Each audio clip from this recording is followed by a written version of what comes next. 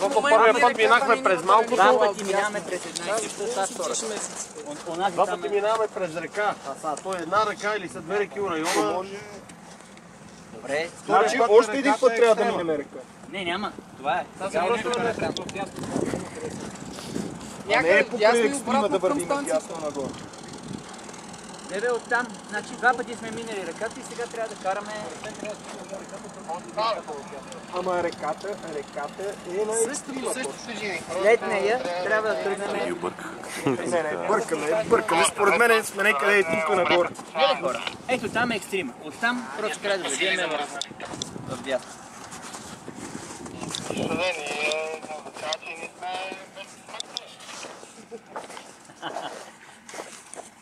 Нека да не дясно трябва да бъдем, но както казахме разговор, може би след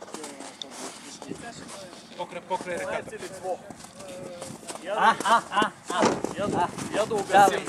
Я да угасим. Пътя да си без съсване. Което виждам аз е, че се оправяте намирането без радио по-добре, отколкото с радио. Така става нещо. Еми явно те дете обясняват Правилният жест беше просто да спрем сега всички двигатели и ги накараме да викат. Да, и аз точно така да направим. Какво ще се едно Е, нищо, те да викат.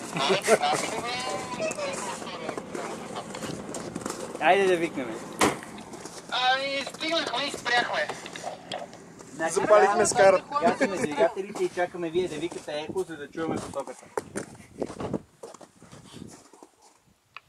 Готови ли сте? Готови сме.